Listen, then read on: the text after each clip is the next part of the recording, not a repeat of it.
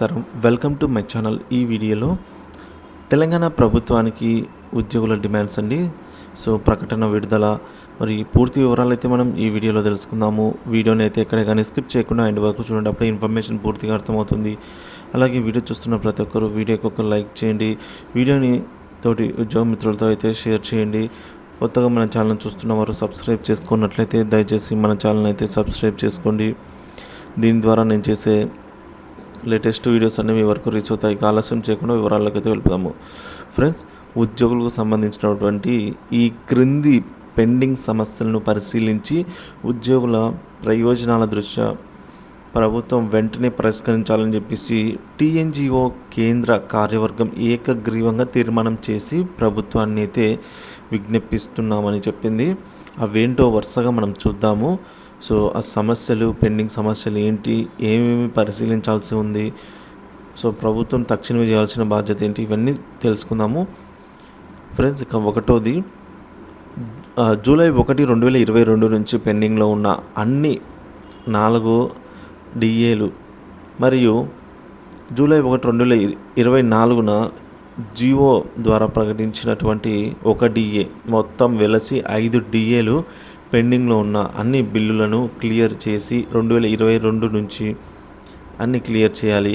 ఈ కుబేర్ వ్యవస్థను రద్దు చేస్తూ ట్రెజరీ డిపార్ట్మెంట్ ద్వారా బిల్లులను క్లియర్ చేసే పాత విధానాన్ని పునరుద్ధరించండి. సో ఈ కుబేర్ను రద్దు చేసి ఈ విధంగా ట్రెజరీ డిపార్ట్మెంట్ ద్వారా బిల్లులను క్లియర్ చేసే పాత విధానాన్ని పునరుద్ధరించండి అనేది కోరడం జరిగింది.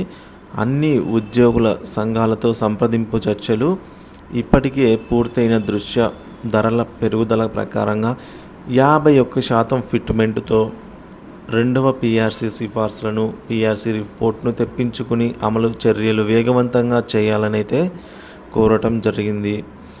ప్రభుత్వం మరియు లబ్ధిదారులు అంటే ఉద్యోగులు మరియు పెన్షనర్ల సమాన సహకారంతో ఉద్యోగుల ఆరోగ్య పథకమైనటువంటి ఈహెచ్ఎస్ ఎంప్లాయీ హెల్త్ స్కీమ్ అమలు చేయడము.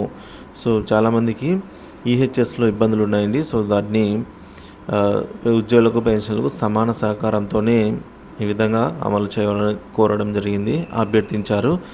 అన్ని శాఖలలో పని భారాన్ని తట్టుకోవడానికి కొత్తగా ఏర్పడిన జిల్లాలో అదనపు క్యాడర్ స్ట్రెంత్ను మంజూరు చేయాల్సినదిగా కోరటం జరిగింది. సో పని భారాన్ని తగ్గించేలా కోరడం జరిగింది. ఇక కొంగరకల్ వద్ద ఐడిఓసి రంగారెడ్డి జిల్లా ఉద్యోగులకు 24% హెచ్ఆర్ఏ మంజూరు చేస్తూ ఉద్యోగులకు రవాణా సౌకర్యాలను కూడా అందించాలని అయితే కోరడం జరిగిందండి. ఇక పోతే కాంట్రాక్టు మరియు అవుట్సోర్సింగ్ ఉద్యోగుల క్రమబద్ధీకరించడము మరియు భవిష్యత్తు రిక్రూట్మెంట్లో కాంట్రాక్టు వ్యవస్థను రద్దు చేయడము అనేది కోరడం జరిగింది. ఇక contributory pension scheme CPS and యూపీఎస్లను పరిశీలించి పాత పెన్షన్ విధానాన్ని అంటే ఓపీఎస్ను ఈ పథకాన్ని సక్రమంగా పునరుద్ధరించడము, అలాగే సో వీటిని సక్రమంగా అంటే ఓపీఎస్కి పునరుద్ధరించడం అనమాట. జీవో నెంబర్ 317ని సమీక్షించి మరియు 317 జీవో బాధితుల కోసము కోరుకునే ఖాళీల లభ్యత కోసం అడగకుండా వీలైనంత త్వరగానే వెబ్సైట్ ద్వారా లేవనెత్తిన అన్ని ఫిర్యాదులను పరిగణలోకి తీసుకోండి అని అయితే కోరడం జరిగింది. సార్వత్రిక ఎన్నికల ప్రారంభానికి 2 నెలల ముందు అమలు చేయబడిన బదిలీలను రద్దు చేస్తూ పాత స్థానానికి బదిలీలు చేయాలని కోరటం జరిగింది. రాష్ట్ర జాయింట్ సాఫ్ట్ కౌన్సిల్ ఆర్ ఆఫీసర్ కమిటీని ఏర్పాటు చేయాలని అభ్యర్థన. ఉద్యోగులు మరియు పెన్షనర్ల మనోవేదనను పరిష్కరించడానికి ప్రధాన ఉద్యోగ సంఘాల గుర్తింపు, సో సంఘాలకు గుర్తింపు అయితే ఇవ్వాలి అని చెప్పేసి కోరడం జరిగింది. ఇకపోతే పెండింగ్లో ఉన్నటువంటి కారుణ్య నియామకాలు లేదా మెడికల్ ఇన్వాలిడేట్లను క్లియరెన్స్ కోసం రాష్ట్ర స్థాయిలో మెడికల్ ఇన్వాలిడేషన్ హెచ్ఓడి సెక్రటేరియట్ ఉద్యోగులకు కమిటీని ఏర్పాటు చేయడం. ఇక పిఆర్సీ 2020 పిఆర్సీ బిల్లులకు సంబంధించినటువంటి క్లెయిమ్లను ఆర్థిక శాఖకు బదులుగా ట్రెజరీ లేదా పిఏఓ డిపార్ట్మెంట్ ద్వారా అడ్మిట్ చేయడానికి అనుమతి ఇవ్వాలని, అలాగే ఉద్యోగులు మరియు పెన్షన్దారులకు పిఆర్సీ 2020కి ముందు బిల్లులను అనుమతించే ఆలస్యాన్ని నివారించడానికి దాని సమయంలో మార్చి 31, 2023 నుంచి మార్చి 31, 2026 వరకు ఈ వ్యవధిని పొడిగించాలి అని అయితే కోరడం జరిగింది. ఇక పదవీ విరమణ అనంతరం సర్వీసు పొడిగింపు కానీ రీఎంప్లాయ్మెంట్ను కానీ చేయవద్దు. తద్వారా సర్వీస్లో ఉన్న జూనియర్ ఎంప్లాయీస్ల యొక్క ప్రమోషన్ ప్రయోజనాలను కాపాడడం కోసం ఇలా చేయమని కోరడం జరిగింది.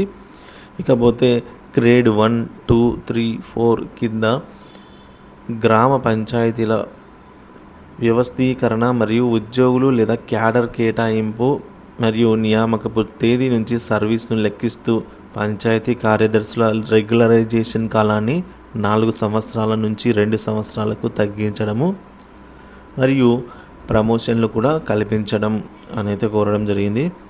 చాలామంది ఉద్యోగులు పదోన్నతి లేకుండా పదవి విరమణ చేస్తున్నందున పరిపాలనకు అసౌకర్యాన్ని నివారించడానికి మరియు ఉద్యోగుల నష్టాన్ని నివారించడానికి ప్యానెల్ సంవత్సరం మొదటి సెప్టెంబర్ నెలలో అన్ని విభాగాల్లో డిపిసిలను నిర్వహించడం ద్వారా అర్హులైన ఉద్యోగులందరికీ ప్రమోషన్లు కల్పించమని కోరడం జరిగింది. ఇకపోతే హెచ్ఓడీల నుంచి సెక్రటేరియట్కు బదిలీలపై నియామకాల కోసము 12.5% కోటా అమలు చేయాలి అనేది కోరడం జరిగింది. ఇక షేర్లింగంపల్లి మండలం గోపన్నపల్లి గ్రామం వద్ద